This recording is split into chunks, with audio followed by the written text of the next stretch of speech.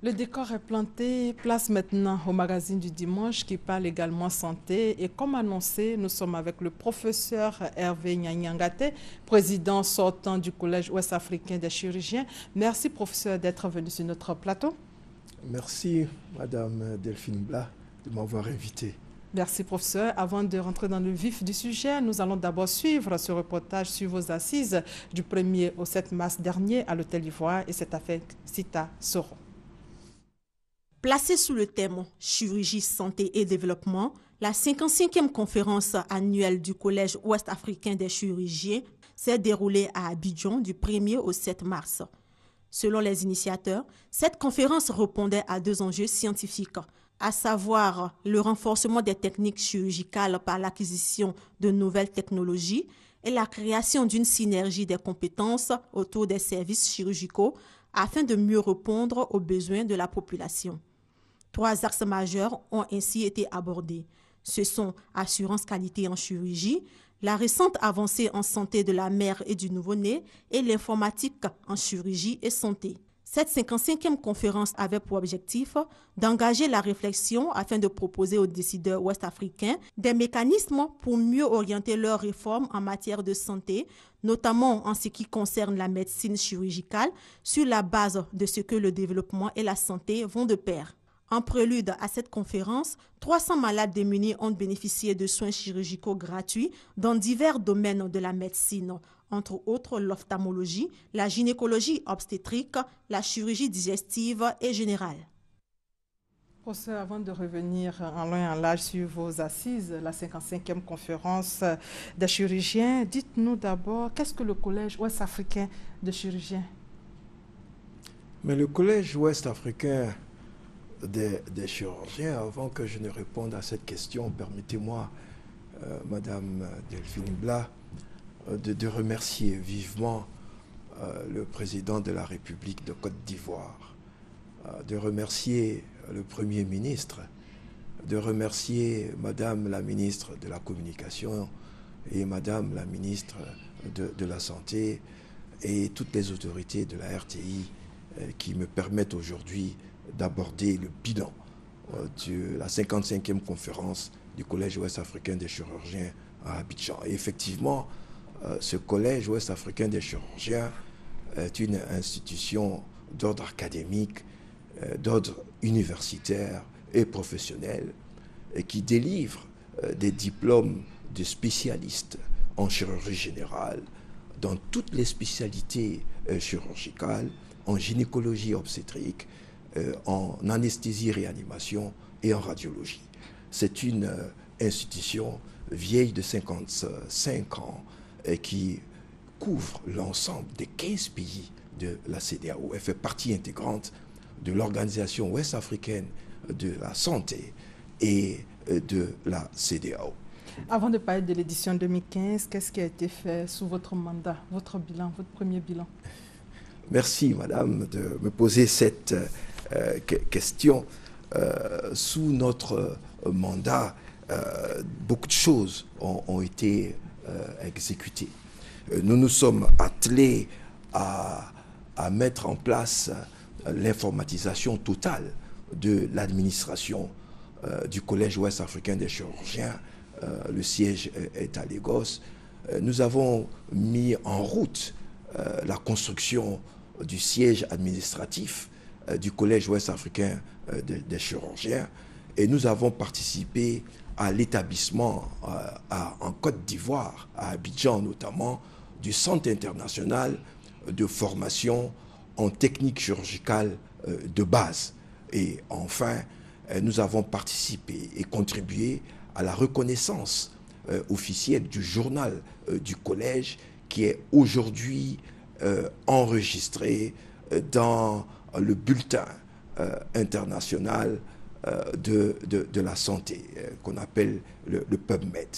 C'est autant d'actions qui ont été établies sous mon mandat, en plus du développement de la coopération internationale du collège avec les collèges dans le monde entier, les collèges de chirurgie dans le monde entier, et également avec le Conseil africain et malgache pour l'enseignement supérieur qui, dans le monde francophone, participe à la promotion des enseignants-chercheurs et à la délivrance des diplômes universitaires. Voici en gros ce que nous avons fait durant tout le temps de notre mandat à la tête de cette organisation.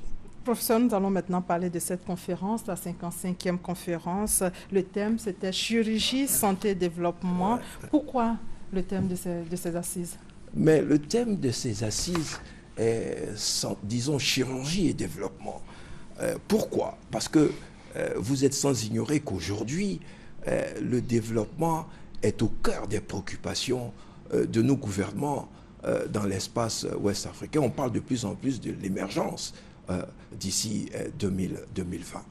Et il est constitué de façon scientifique et nette le lien étroit qui existe entre développement et chirurgie et développement.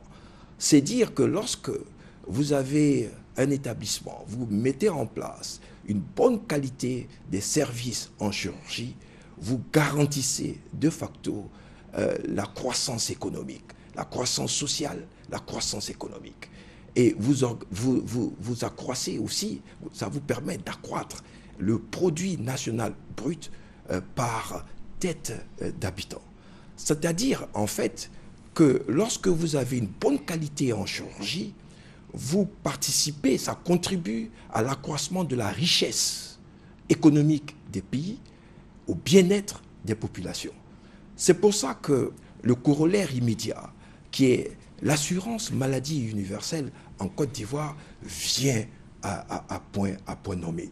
Et c'est pour ça que également, en mai de cette année, en mai 2015 de cette année, nous espérons qu'une résolution sera votée par l'ensemble de l'Assemblée mondiale des ministres de la Santé, résolution à la faveur d'une accessibilité de tous à la chirurgie, à la réanimation et à la gynécologie.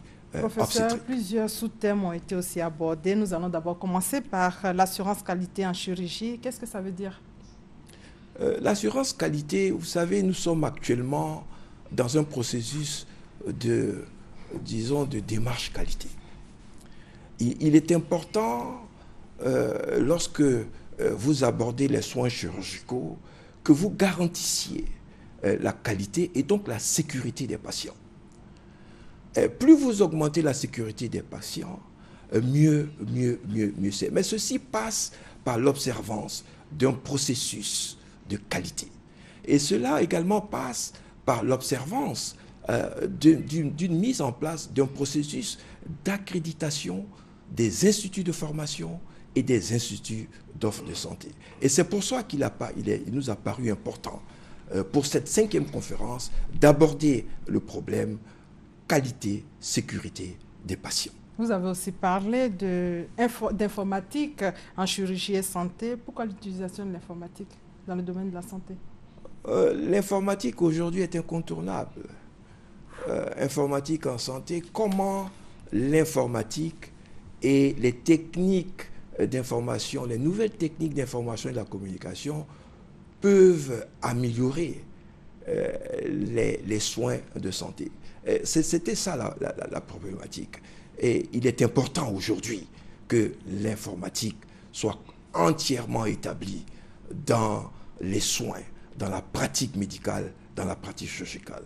C'est incontournable pour une meilleure performance des soins en chirurgie. Vous avez aussi parlé de la santé de la mère à l'enfant.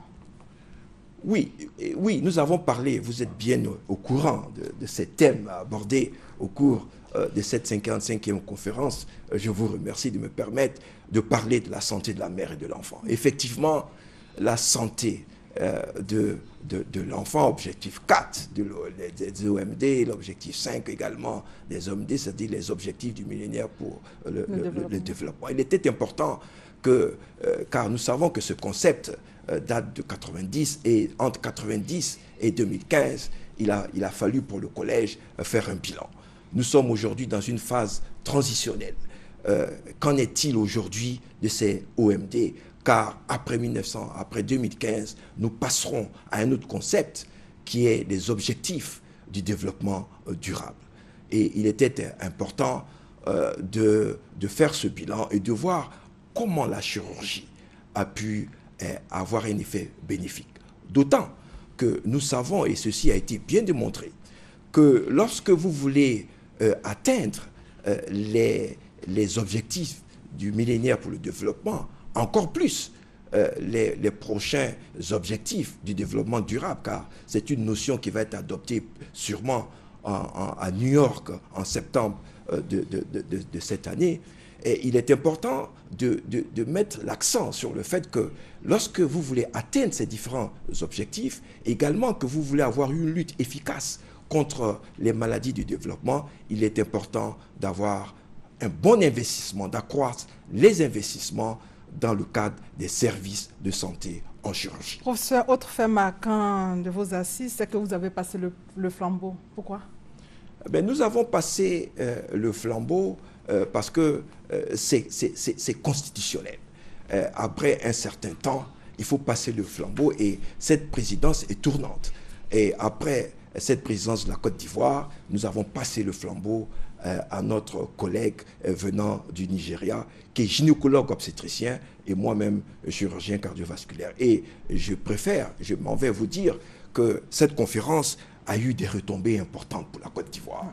Et ces retombées sont liées à différents points.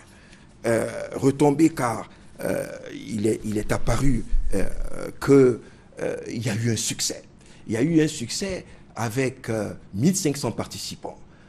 Parmi ces participants, il y a eu des sommités internationales, des sommités venant des États-Unis, des sommités venant de la Grande-Bretagne, du Canada, également de toute l'Afrique. Qu'est-ce que la Côte d'Ivoire a gagné? Qu'est-ce que la Côte d'Ivoire a gagné?